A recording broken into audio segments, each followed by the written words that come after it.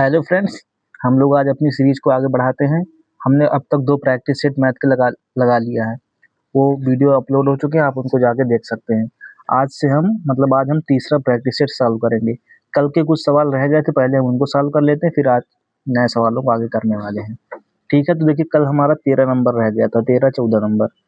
13 number देखिए, 10 खरीदे 6 मुफ्त पाएँ, स्कीम के लिए प्रभावी छूट ज्ञात कीजिए। मतलब 10 खरीदो, उसमें 6 फ्री मिल रही हैं। तो इसके लिए कितने परसेंट की छूट दी जा रही है, मतलब दुकानदार कितने परसेंटेज हमें छूट दे रहा है। तो सबसे पहले छूट का परसेंटेज का सूत्र पता होना चाहिए। छूट परसेंटेज बराबर क्या होता है, छूट बटे में अंकित मूल्य गुणे में 100। यानी जो भी छूट दी जाती है हमेशा वो अंकित मूल्य पर ही दी जाती है। उसी तरह जब भी लाभ या हानि का परसेंटेज निकालना होता है वो हमेशा क्रय मूल्य पर निकालना होता है। अब एक बात बताओ, 6 चीजें फ्री मिल रही हैं, ठीक है, 6 चीजें फ्री मिल रही हैं, तो लेकिन हमें ओवरऑल कितनी चीज लेना पड़ रहा है। ऐसा तो हो नहीं सकता कि 10 खरीदो केवल 10 लेकर जाओ घर। 10 खरीदो तो 6 दे रहा, मतलब हमें टोटल 16 वस्तुएं मिल पा रही है ना। तो मतलब यही छूट है। तो हमें 6 चीजें तो फ्री मिल रही हैं, कितने पर, 10 6 16 वस्तुओं पर। यानी घर लेकर जाओगे 16 वस्तुएं लेकर जाओगे, केवल 10 नहीं लेकर जाओगे। 10 खरीदो 6 मुफ्त मिलेंगे, तो 6 फ्री हो गई और टोटल कितनी हो जाएंगी, 16 वस्तुएं हो जाएंगी। अब परसेंटेज के लिए गुणे में 100 कर लेंगे, तो यहाँ से हमें छूट परसेंटेज पता चल जाएगा। 2 तिहाई 6, 2 अट्ठे 16, 4 दूनी 8, 4 पचीसम 100, 25 त्रिक को 75, 75 बटे 2 करेंगे तो कितना आएगा, 37.5, 37.5 मतलब 37.5%। ये इसका छूट का परसेंटेज आ जाएगा। तो ध्यान रखेंगे इस तरह के सवालों में जो हमें छूट निकालनी होती है, जितना फ्री दे रहा हो तो ठीक है, लेकिन हम घर कितनी वस्तुएं टोटल लेकर जाएंगे वो हमारा एक प्रकार से अंकित मूल्य बन जाता है। तो आई होप ये सवाल समझ में आया होगा। इसी तरह बहुत सारे सवाल हम लोग आगे करने वाले हैं, ठीक है ना। तो आप वीडियो पे बने रहिए, मैं आपको विधिवत समझाते हुए चल रहा हूँ आगे। देखिए अगला प्रश्न लिखा, विपिन 7 नोटबुक खरीदे और 3 मुफ्त पाए का एक डिस्काउंट स्कीम ऑफर शुरू करता है। ठीक है, रुपए 185 अंकित मूल्य वाली एक नोटबुक का विक्रय मूल्य कितना होगा यदि समतुल्य प्रतिशत छूट लागू की जाती है। मतलब इसी छूट को जो ऊपर बताया गया, इस छूट पर अगर हम इस अंकित मूल्य वाली वस्तु में छूट देंगे तो हमें कितना परसेंटेज छूट की लागू होगी, ये हमें कितना विक्रय मूल्य देना होगा ये बताना है। ठीक है, तो पहले हम तो ये पता करते हैं हमें छूट का परसेंटेज कितना है। देखो 3 मुफ्त मिलती हैं 7 नोटबुक खरीदने पर, तो यहाँ से छूट परसेंटेज निकालते हैं। छूट परसेंटेज बराबर 3 फ्री मिली कितने पर, 7 जब खरीदे, तो 7 ये और 3 वो फ्री वाली, कितनी लेकर जाओ घर, 10 बटे में 10, परसेंटेज के लिए गुणा 100 करो, 3 धाम में 30, कितना परसेंट आया, 30% की छूट दे रहा है। यानी इस स्कीम में 30% की छूट मिल रही है। अब कह रहा है 185 रुपया अंकित मूल्य है, तो हमें कितना देना होगा, विक्रय मूल्य कितना रखना होगा। तो देख लो विक्रय मूल्य बराबर, विक्रय मूल्य अब कितना होगा, कितने रुपए है अंकित मूल्य पर, 185 रुपए पर हमें कितने छूट दे रहे हैं, 30% की छूट दे रहे हैं। तो कितने में देंगे, तो 100 माइनस 30 बटे में 100, परसेंटेज हट गया, बटे में 100 आ गया। तो 185 गुणे 70 बटे 100, जीरो से जीरो कट गया, 5 से काटा 2 बार, 5 दूनी 10, 5 3 15, 5 7 35, 37 गुणे 7 करो, 7 से 49, 7 3 21, 4 25 बटे 2, 2 से काटा 2 1 कम 2, 2 दूनी 4, 1 बचा, 2 नहीं 18, 2 पंचे 10, 129.50, यानी 129 रुपये 50 पैसे में हमें देना पड़ेगा उस वस्तु को जिसका अंकित मूल्य कितना लिखा है, 185 रुपये लिखा हुआ है। उस पर उसने 30% की छूट दे दी, मतलब उसको 70% पे बेच दिया। ये इसका आंसर हुआ। बढ़ते हैं अगले प्रश्न पर। देखिए अगला प्रश्न है,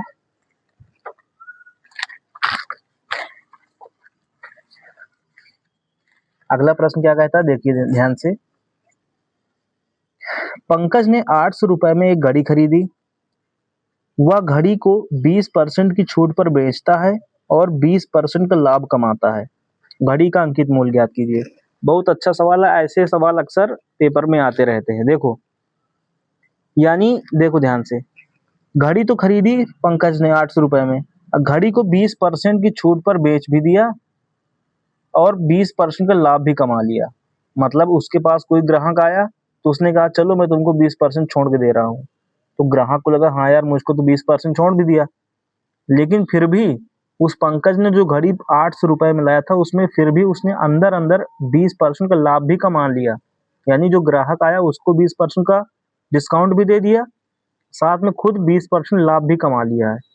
तो ऐसी कंडीशन में जब छूट देने के बावजूद भी दुकानदार को लाभ मिले तो एक हमेशा बात याद रखेंगे, क्या कैसे करेंगे इन सवालों को ध्यान से देखो।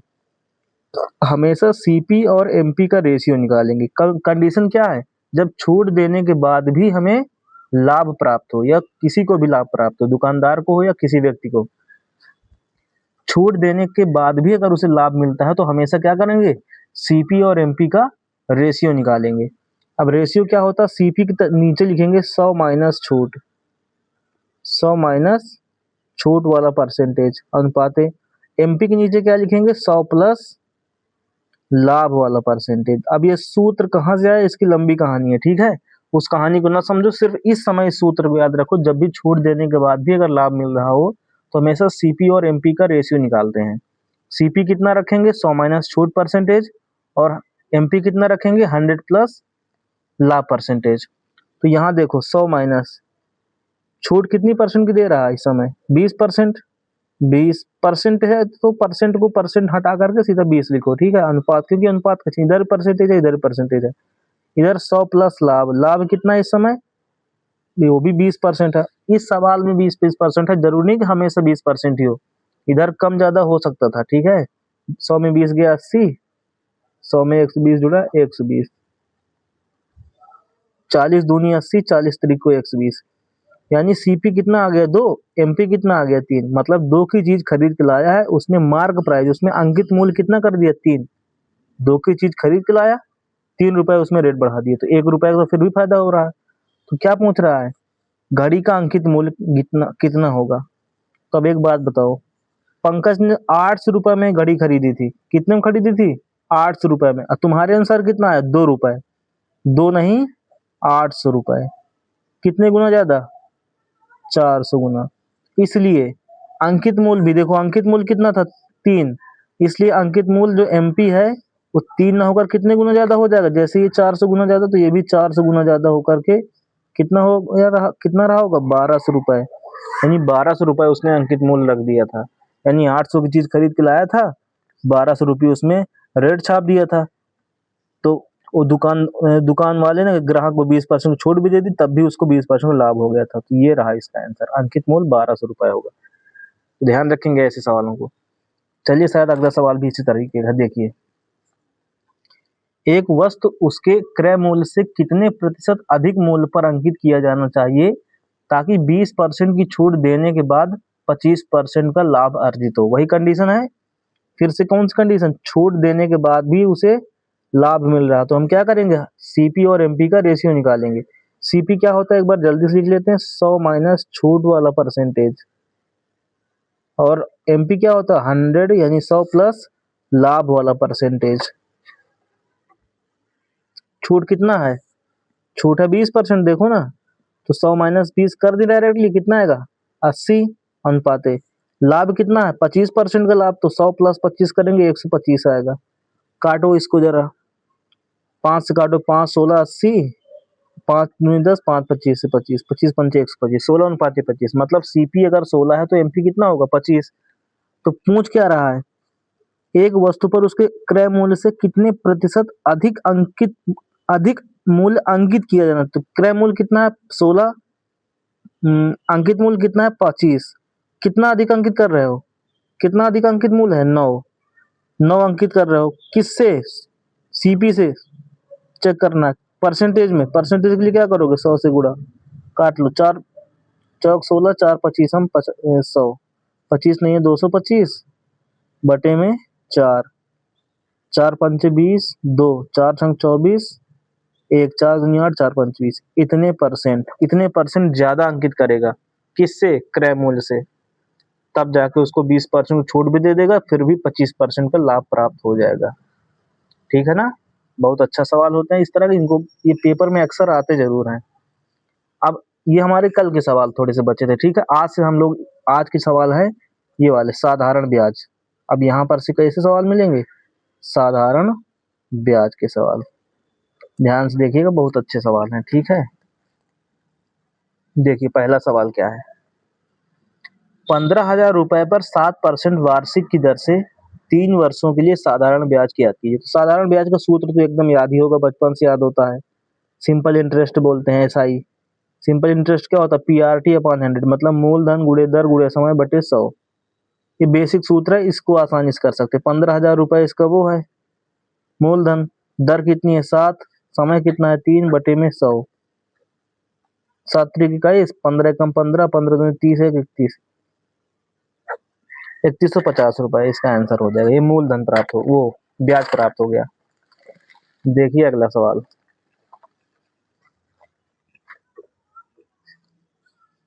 20 जनवरी 2023 को प्रीति ने 16% वार्षिक साधारण ब्याज पर 22,400 रुपए ऋण लिए। उसने 20 मई 2023 को ऋण चुका दिया, उसने कितनी राशि चुकाई है। तो यहाँ पर हमें समय को थोड़ा से उस तरह दिखाया गया कि समय निकालना पड़ेगा। देखो ध्यान से, पैसा कितना है, पैसा कितना है 22,400 रुपए। तो मूलधन तो निकालो 22,400, कितना, कितनी राशि चुकानी पड़ेगी। तो राशि का मतलब क्या हुआ, मूलधन प्लस जितना तुम्हारा शुरुआती रुपया था उसको मिला करके बताना पड़ेगा। 22,400 तो ये निकाल चुकाना ही पड़ेगा, साथ में इसका ब्याज। तो ब्याज क्या होता है, मूलधन गुणे दर, दर कितनी है 16%, वार्षिक, ध्यान दीजिए वार्षिक, मूलधन गुणे दर गुणे समय, समय कितने हैं 20 जनवरी 2023 से 20 मई 2023 तक। तो कितने महीना हो गए, फरवरी मार्च अप्रैल मई, फरवरी 20 फरवरी 20 मार्च 20 अप्रैल 20 मई, कितने महीना हो गया 4 महीना, 4 महीना। लेकिन जो ब्याज की दर है वो कैसी, वार्षिक है। तो हमें महीना को भी वर्ष में चेंज करना पड़ेगा, 12 से भाग करना पड़ेगा, क्योंकि एक साल में 12 महीने होते हैं। बटे में क्या करोगे, बटे में 100, काट दो, 4 3 12, 2 जीरो से 2 जीरो खत्म, और देखो तो 22,400, तो ये पहले वाला आ गया मूलधन। अब इसमें गुड़ा उड़ा करो सही से, 16 चौक 64, 16 दूनी 32 6 38, 16 दूनी 32 3 35, बटे में कितना है 3, 22,400, 3 एक कम 3, 3 एक कम 3 2, 3 27 1, 3 चौक 12, तिछंग 18, तिछंग 18, तिछंग 18 2, हाँ सही है। 22,400 में जोड़ो जरा, कितना आएगा 9 4, 4 1 5, 2 1 3, 2 3 5 9 4 दशमलव 6 6, 2 3 5 9 4, 2 3 5 9 4 दशमलव 6 6, 6 6 या 7 7, 6 6 6 बार बार आएगा तो दशमलव के बाद अगर 5 बड़ी संख्या तो 7 बन जाता है। ये इसका आंसर हो गया, ऑप्शन नंबर बी सही है। यानी हमें कुल कितनी राशि हो चुकी होगी ये बताना, तो मूलधन भी बताना पड़ता है, प्लस में ब्याज तो बताना ही है। आसान सवाल था, आ गया हो, कैलकुलेशन थोड़ा सा इसका कठिन था। बढ़ते हैं अगले सवाल में, किस अवधि में 6,000 रुपए की राशि 6% वार्षिक साधारण ब्याज की दर से साधारण ब्याज के रूप में 1,080 रुपए प्राप्त होगी। 1,080 रुपए प्राप्त होगी साधारण ब्याज के रूप में। तो साफ साफ दिया कि ब्याज के रूप में इतने रुपए मिलेंगे। तो ब्याज बराबर क्या होता है, साधारण ब्याज बराबर अभी बताया हमने क्या होता है, मूलधन गुणे दर गुणे समय बटे 100।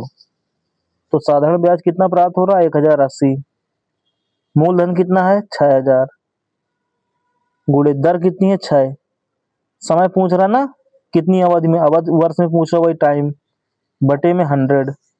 जल्दी से करो, 2 से 2 जीरो कटा, 6 कम 6, 4 बचा, 6 बटे 48 जीरो, ये 6 खत्म हो गया।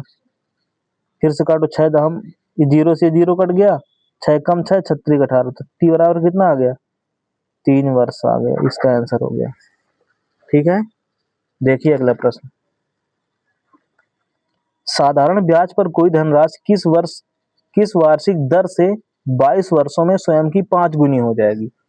अब चाहो तो ये बेसिक सूत्र लगा सकते हो इसमें, ठीक है, स्वयं की 5 गुनी हो जाएगी। तो एक बात बताओ हमको, कोई राशि पी थी, मान लो प्रिंसिपल मतलब मूलधन पी था, स्वयं की 5 गुनी हो गई। तो 5 गुनी होने का मतलब क्या है, कोई राशि पी रही है, अब वो स्वयं की 5 गुनी हो गई, मतलब ये कहना चाहता है कि अब वो राशि मूलधन प्लस ब्याज मिला करके 5 पी हो चुका है, 5 गुना।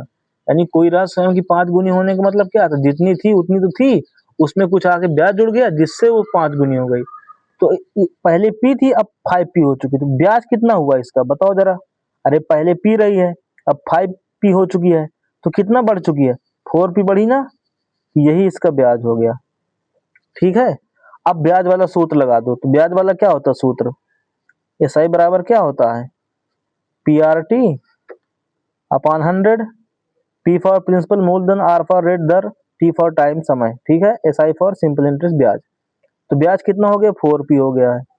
कब, जब मूलधन कितना था, पी था, गुड़े आर कितना है, हाँ दर निकालना है तो आर निकालना है, पी कितना है 22 वर्षों में, बटे में 100, कर लो जल्दी से, पी से पी खत्म,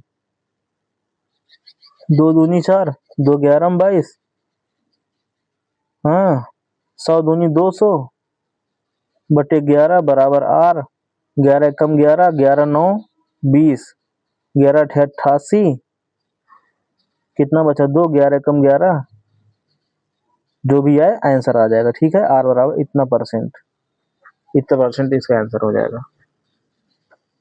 बढ़ते हैं अगले सवाल की ओर। किसी किसी सवाल में देखो मैं वो ऑप्शन लिखने के लिए भूल गया, फिर भी आंसर इसका यही आएगा। देखिए अगला सवाल लिखा है, 8% वार्षिक साधारण ब्याज पर निवेश की गई राशि 4 वर्ष और 9 वर्ष में क्रमशः 9,504 रुपए और 12,384 रुपए हो जाती है। आर का मान ज्ञात कीजिए। अब समझिए इसको, कोई राशि रही होगी, मान लो पी रही होगी, 4 वर्ष में वो हो गई है 9,504। ये ब्याज नहीं हुआ, ध्यान से देखो, 8% वार्षिक साधारण ब्याज पर निवेश की गई राशि 4 वर्ष और 9 वर्ष में क्रमशः इतने रुपए और इतने रुपए हो जाती है। मतलब वो राशि बढ़ करके इतने रुपए हो गई, यानी उस राशि में उस राशि का मूलधन भी शामिल है। यानी कोई राशि कितनी हो चुकी है, 9,504 रुपए हो चुकी, कितने वर्ष में, 4 वर्ष में। कहाँ लिखा है, ये लिखा है की गई राशि 4 वर्ष में इतने रुपए, फिर और 9 वर्ष में, ध्यान से देखो, 9 वर्ष में, 9 वर्ष में कितनी हो चुकी है, 12,384 रुपए हो चुकी है। तो एक बात बताओगे, जो साधारण ब्याज होता है वो हर साल का बराबर होता है, कितने भी साल हो साधारण ब्याज सेम होता है, हर साल का सेम होता है। 4 साल में पैसा इतना हुआ, 9 साल में पैसा इतना हुआ, तो बीच का 5 साल निकला कि नहीं निकला, यानी 5 वर्ष में कितना ब्याज बढ़ा होगा। अरे इसमें मिश्र धन शामिल है, मतलब मूलधन इसमें भी शामिल है, मूलधन इसमें भी शामिल है, जो पैसा इसमें था शुरुआत में वही पैसा इसमें भी शुरुआत में, बढ़ा कौन फिर 5 सालों में, ब्याज ही तो बढ़ा। तो 5 साल का ब्याज कितना हो जाएगा बताओ जरा, 4 में 4 गया 0, 8 में 0 गया 8, 13 में 5 गया 8 5 13 13, 8 बचा, 11 में 9 गया 2, तो 5 साल का जो ब्याज आया 2,880 रुपए आया। कितना आया, 2,880 रुपए 5 वर्ष का ब्याज, ये आया 5,880। एक वर्ष का जरा ब्याज बता दो हमको। अब एक वर्ष का हम क्यों निकाल, हमको निकालना क्या है, अच्छा पहले बताओ, हमें निकालना आर का मान, परसेंटेज में दर कितनी रही होगी। तो एक वर्ष का ब्याज 5 साल का इतना, तो एक वर्ष का कितना होगा, 5 से भाग कर दो, 5 5 25, 3 3 मतलब 38, 5 7 35, 5 छक्का 30, 576 रुपए एक साल का ब्याज आया। ठीक है, अब एक बात बताओ, कोई पैसा 4 साल बाद इतने हो जा रहे हैं, तो 4 साल का इसमें ब्याज शामिल हो गया होगा ना, यहां से होते होते यहां तक 9,504 रुपए आया है, तो 4 साल का इसमें ब्याज शामिल है। तो 4 साल का ब्याज कितना होगा, 4 वर्ष का ब्याज कितना होगा, 4 संग 24, 4 से 28 2 30, 4 पंचे 20, 20 3 23, सही है। 4 छंग 24, 4 सत्ते 28, 2 30, 4 पंचे 20, 20 3 23, 2304 रुपए, यानी 2304 रुपए इसमें ब्याज शामिल हो गया है। तब जाके कोई धन 9504 बन चुका है 4 साल में। तो इसका मतलब मूलधन कितना रहा होगा? 4 साल में 2304 रुपए तो ब्याज हो गया, और रुपया बन चुका है टोटल 9504। तो कितना ब्याज रहा, मतलब ब्याज तो ये रहा, कितना पैसा रहा होगा? घटाओ जल्दी से। 4 में 4 गया 0, 0 में 0 गया 0, 5 में 3 गया 2, 9 में 2 गया 7, यानी पैसा शुरुआती कितना धन उसके पास मूलधन था? 7200 रुपए उसका मूलधन था। अब कह रहा रेट बताओ, दर बताओ। क्या बताना है? दर बताना है। तो बस अब जल्दी सूत्र लगा दो। 1 साल का ब्याज कितना आया था? 576। 1 साल वाला सूत्र लगा दो जल्दी से। देखो ब्याज बराबर क्या होता है? ब्याज बराबर 576 बराबर ब्याज बराबर मूलधन गुणे दर गुणे समय बटे 100। 1 साल वाला हमने ब्याज लगा दिया ना, चाहो तो 4 साल वाला भी लगा देते यहाँ, लेकिन 4 साल का हमको 4 साल वाला अगर लगाते तो हमें समय भी 4 करना पड़ता, इससे अच्छा 1 साल वाला लगा दिया। 0 से 0 कटा, काटो इसको, 18 चौक 72, 18 दून 36, 18 3 को 54, 3, हाँ देखो 18 3 को 54, 3 57, 18 दून 36, 18 चौक 72, 4 8 32। तो आर बराबर कितना आ गया? 8% आ गया, यानी रेट कितना रहा होगा? 8% दर रही होगी। ठीक है ना? सवाल जो ना समझ में आए उसको बताना जरूर, फिर से मैं उसको कमेंट जरूर करना, मैं उसको बता दूंगा अच्छे से। आपको धैर्य बना के देखना पड़ेगा, थोड़ा सी संसाधनों की कमी है, इस वजह से आपको धैर्य बना के देखना पड़ेगा और सपोर्ट भी करना पड़ेगा। चलिए बढ़ते हैं अगले सवाल की तरफ। अगला सवाल है, साधारण ब्याज पर एक निश्चित धनराशि ऋण पर दी जाती है। यदि वह धनराशि 2 वर्षों में 24,000 रुपए और 4 वर्षों में 32,000 रुपए हो जाती है, तो वार्षिक ब्याज दर ज्ञात करो। सेम यही सवाल है, फिर से एक बार जल्दी से देख लो। कोई रुपया पी रहा होगा, ठीक है, 2 साल में कितना हो गया? 2 वर्षों में इतने रुपए, कितने? 24,000, 24,000, और 4 वर्षों में कितने हो गए? 32,000। ये जो बढ़ रहा खाली ब्याज बढ़ता है, मूलधन नहीं बढ़ता, मूलधन तो वही रहता है। ये 4 वर्षों में है, तो बीच के जो 2 वर्ष बढ़ा, कौन कौन बढ़ा? इसमें केवल ब्याज बढ़ा है, पैसा शुरुआत का जितना था उतना वो भी अभी भी कांस्टेंट है, लेकिन बीच का जो बढ़ा इस 24,000 से 32,000 क्यों हुआ 2 साल में? क्योंकि ब्याज बढ़ता जा रहा 2 साल का। तो 2 साल का ब्याज कितना हो जाएगा बताओ? 32,000 से 24,000 घटाओ, 8,000 बचेगा। 2 वर्ष का ब्याज 8,000, तो 1 वर्ष का ब्याज कितना हो गया? घटाओ, 4,000 आ जाएगा। तो 1 वर्ष का ब्याज कितना हो गया? 4,000। 1 वर्ष का ब्याज कितना हो गया? 4,000। अब एक बात बताओ, मूलधन जल्दी से निकालो। 2 वर्ष में 24,000 धनराशि हो रही थी, और 2 वर्ष का ब्याज कितना था? 8,000। तो धनराशि कितनी रही होगी? अरे 2 वर्ष में 24,000 रुपए रहा, बन गया टोटल। 2 वर्ष का ब्याज हमने निकाल दिया, अभी इधर 2 ही वर्ष का आ गया था डायरेक्टली। इस सवाल में आ गया 2 वर्ष का, नहीं तो उसमें नहीं आ रहा था 2 वर्ष का। तो 8,000 रुपया ब्याज निकला 2 वर्ष का, और 2 वर्ष में पैसा बना है 24,000। तो कितना पैसा शुरुआत कर रहा होगा? 24 में से 8 घटाओ, कितना बचेगा? 16,000। तो 16,000 इसका शुरुआती पैसा रहा, 16,000 उसने जमा किया था मतलब। तो पूछ क्या रहा? ब्याज की दर बताओ। आराम से निकाल दो। 1 साल का ब्याज कितना निकाले हो? 4,000। तो 1 साल वाला सूत्र लगा दो। तो ब्याज बराबर क्या होता है? ब्याज बराबर मूलधन, मूलधन कितना है? 16,000, गुणे दर, दर नहीं पता, गुणे समय, समय 1 साल का हम ब्याज निकाल ही चुके हैं 4,000। 1 साल का बटे 100 करो, 2 जीरो खत्म, 1 जीरो से ये जीरो खत्म, 16 दूनी 32, 16 दूनी 32, 8 16 पंचे 80, और कितना आ जाएगा? 25% आ जाएगा। दर कितनी? 25%। ठीक है, इस तरह से कर सकते हैं जल्दी से। अगला सवाल देखो, एक व्यक्ति ने 3 वर्ष के लिए 500 रुपए, 5 वर्ष के लिए 650 रुपए, 7 वर्ष के लिए इतने रुपए जमा किए, उसने कुल इतने रुपए का ब्याज प्राप्त किया, तो वार्षिक ब्याज की दर बताओ। वार्षिक ब्याज की दर बताओ। ठीक है, देखिए सवाल। अब एक बात बताओ, वही सिंपल हम सूत्र लिखते एक बार। एसआई बराबर क्या होता है? PRT/100, गुणे में है सारी चीजें। देखो कुल उसे 1620 रुपए का ब्याज मिला है, 1620 रुपए का ब्याज मिला बराबर। अब मूलधन निकालो, ध्यान से देखो, ठीक है, मूलधन निकालो। 3 वर्ष तक उसने 500 जमा किए, तो 5 1500 रुपया, 1500 रुपया उसका ये हो गया, ठीक, प्लस 5 वर्ष के लिए उसने 650 जमा किए, 5 × 650 करो जरा, 500, 5 × 25, 5 × 30, 31, 3150 रुपये ये हो गया प्लस। ये प्लस क्यों? क्योंकि हम टोटल अभी प्रिंसिपल ही निकाल रहे हैं, उसका पैसा निकालना है कि कुल कितना जमा कर पाया ओवरऑल। 7 वर्ष के लिए इतने रुपए जमा किए, तो 700, 7 × 35, 7 दूनी 14, 3 17, 7 एकम 7 1 8, इतने रुपए उसका मूलधन हो गया। गुड़े दर, दर हमें नहीं पता, वही हमें निकालना है, गुड़े आर, गुड़े समय। अब समय क्या है? सारा पैसा हमने उससे, यानी उसने 500 रुपए इतने साल के लिए, 3 वर्ष के लिए इतने रुपए, 5 वर्ष के लिए इतने रुपए, 7 वर्ष के लिए, उसको उस पैसे को ओवरऑल हमने इकट्ठा किया, फिर जाके एक जगह जमा कर दिया। मान लो 1 साल के लिए जमा किया, मान लो क्या है ये 1 साल के लिए, कहीं समय नहीं दिया, तो 1 साल बटे में क्या है 100। समय कहाँ दिया? नहीं दिया, कहीं भी समय नहीं दिया। 1620 रुपए का साधारण ब्याज निकालना वार्षिक ब्याज की दर से, 1 साल का निकालना है, सिंपल। तो जल्दी से करो, 1620 बराबर, जोड़ो इसको सबको, 0 0 0 0 5 5 10 की 0, हासिल आया 1, 5 1 6, 6 1 7, 7 7 14 की 4, हासिल आया 1, 2 3 5, 5 8 13, गुड़े आर, गुड़े 1 बटे में 100, 0 0 कटा।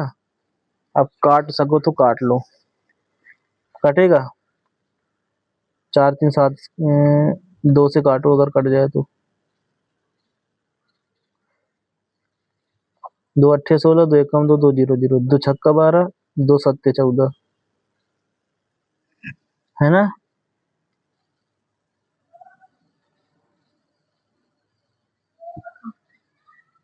कुछ गलत तो नहीं हुआ? देखो ध्यान से, 3 वर्ष के लिए 500 रुपए, तो 5 ही 1500, 5 वर्ष के लिए इतने रुपए,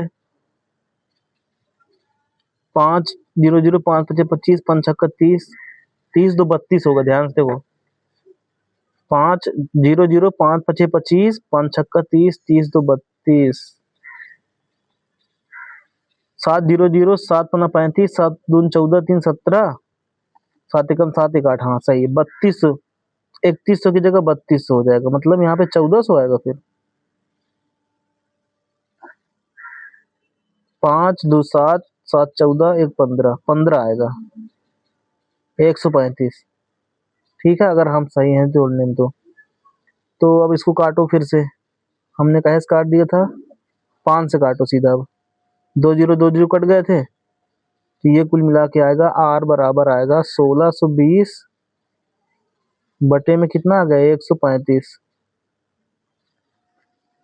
15 से काटो, 15 नहीं है 135, 15 8 120, 15, हाँ सही तो है, 15 नहीं है 135, 15 कम 15, 1 16, 120 बन जाएगा। तो 15 0 0, 15 8 15 चौक 60, 15 25 75, 15 56, 15 15 8 120, हाँ सही है। फिर 9 1 कम 9, 9 दूनी 18, तो आर बराबर कितना आ गया? यहाँ से आर बराबर आ गया 12%। 12% की दर हो जाएगी जब सब पैसे इकट्ठा करके एक बार जमा करेगा, तो 12% का ब्याज मिलेगा उसे, 1 साल का ब्याज 12% का, ठीक है। नहीं दिखा गया नीचे देख लो, हमने हल किया है, आर बराबर काटने के बाद 12% आया, ठीक। बढ़ते हैं अगले सवाल की तरफ, बस 1 सेकेंड। अगला सवाल, अगला सवाल क्या कहता है? वार्षिक साधारण ब्याज की समान दर पर विपुल 5400 रुपए की राशि का निवेश करता है और विजय 9480 का निवेश करता है।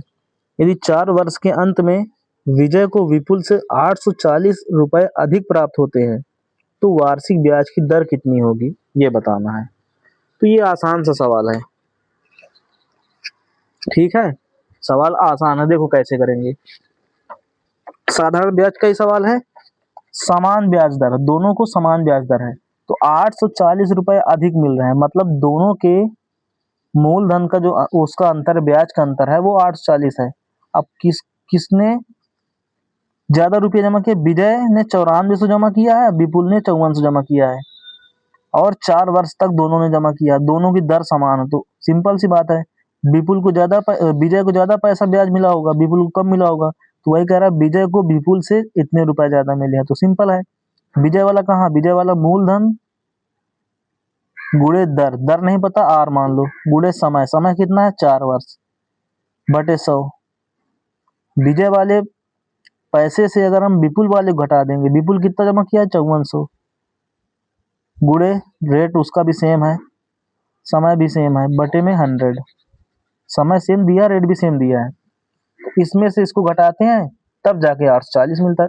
इतना ही तो ज्यादा है, कह रहा ना 840 ज्यादा है, तो आसानी से हल कर लो। क्या करेंगे, 4 गुणे आर कॉमन ले लो, 4 गुणे आर बटे में 100 कॉमन ले लो,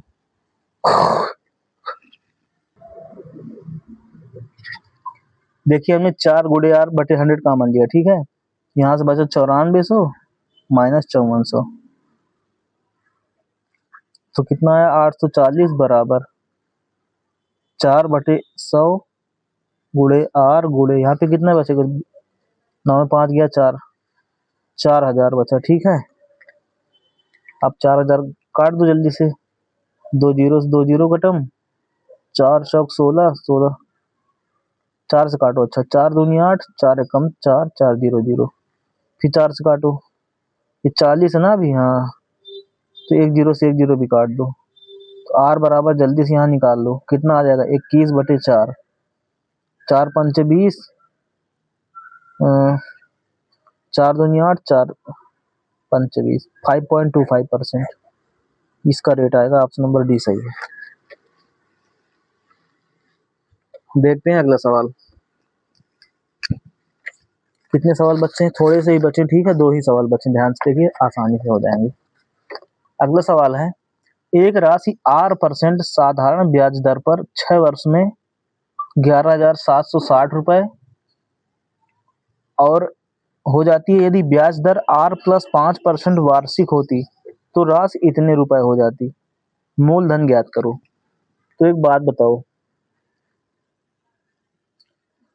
यानी अगर R% की ब्याज दर लगाते हो तो इतने रुपए टोटल बढ़ते हैं, हो जाते हैं, मतलब इसमें मूलधन भी शामिल है, केवल ये ब्याज ब्याज नहीं है, 6 वर्षों में मूलधन प्लस ब्याज मिला करके इतने रुपए हो गए, और उसी दर को अगर हम 5% एक्स्ट्रा कर देंगे तो वो इतने रुपए हो जाते हैं, वही 6 वर्ष में ही।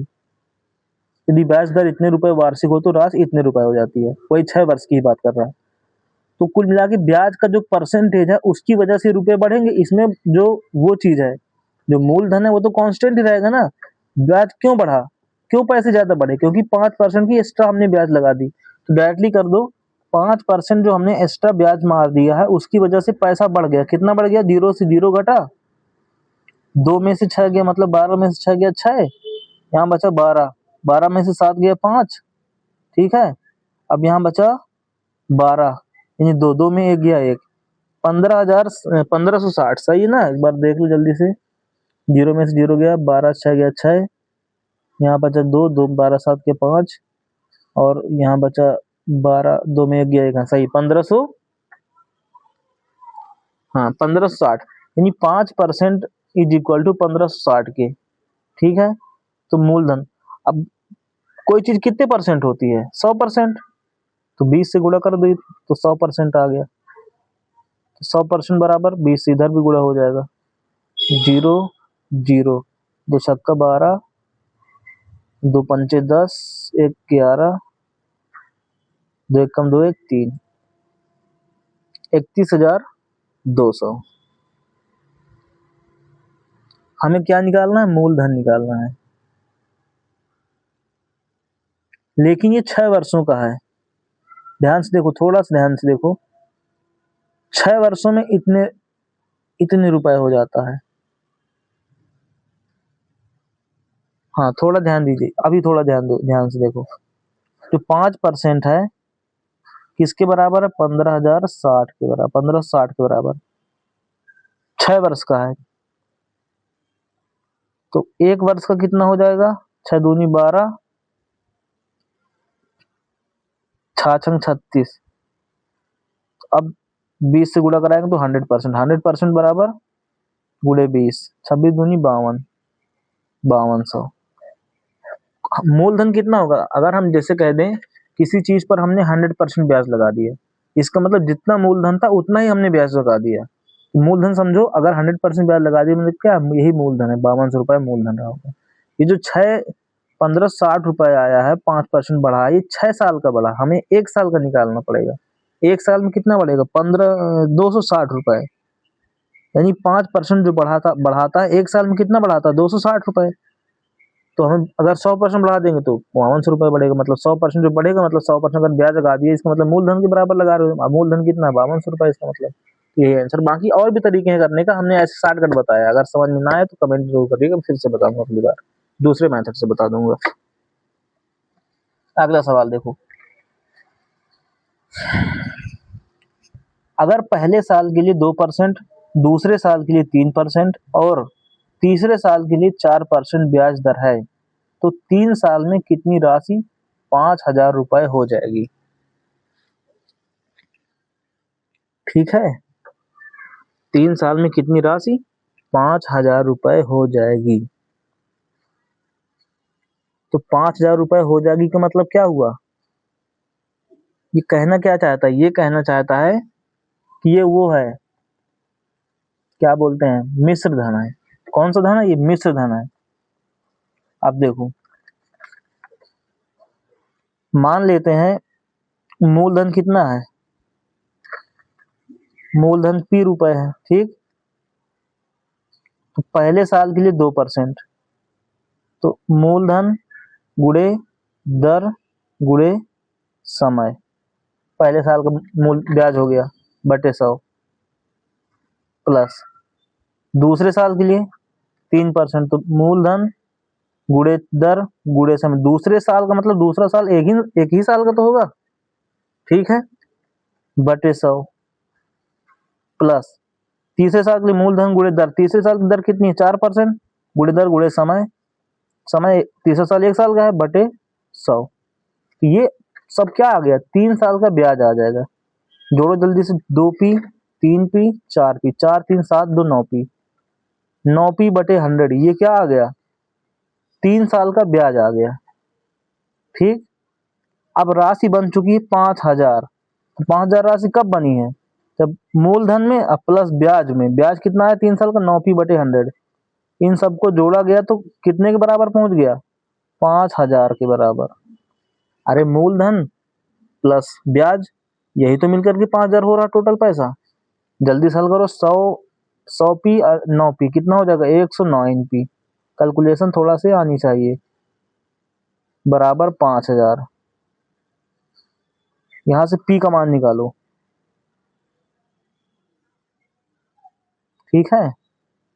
कितनी राशि, तो राशि मतलब वही p निकालना है, हमें मूलधन निकालना। कितनी राशि 5000 हो जाएगी, मतलब हमें क्या निकालना है? मूलधन निकालना है। तो मूलधन निकालो, तो p बराबर कितना आ जाएगा? 5000 गुणे 100 बटे में कितना? 109। तो p बराबर, अब क्या कर सकते हैं, देखो ध्यान से, ऑप्शन चेक करो, 1.2 1.3 कहीं नहीं दिख रहा है। अब 109 को हम तोड़ भी तो नहीं सकते 1.2 1.3 में, बार 13 दूनी 26, 13 कम 13, 13 2 15, ज्यादा हो जाएगा, तो ये सही नहीं हुआ ऑप्शन। 5000 होगा नहीं, अभी कुछ कैलकुलेशन बाकी है। ये कुछ दिख रहा है, इसको देखो, क्या 124 आ सकता है? 109 नहीं आ सकता, तो ये भी नहीं होगा। अब ये कैसे होगा? देखो 5000 तो 5000 है, बटे 2 जीरो हटाएंगे तो दशमलव बढ़ा लो नीचे, 1.09 कर दो, 2 जीरो ऊपर वाले, खत्म। बस यही आंसर है। तो आई होप समझ में आया होगा। जो भी चीजें ना समझ में आए उसको कमेंट करिए, कल मैं इसके आगे और सवाल लेकर आऊंगा। जिस टॉपिक के सवाल ना आते हो, जिस टॉपिक को पढ़ना हो, जो चैप्टर पढ़ना हो, उसको बताइए। और भी सब्जेक्ट भी हैं, उनको भी धीरे से मैं शुरू करूंगा। तो इसके चैनल पे रोज आइए और रोज हमारे साथ मैथ की प्रैक्टिस से हल कीजिए। Thanks for watching, thank you.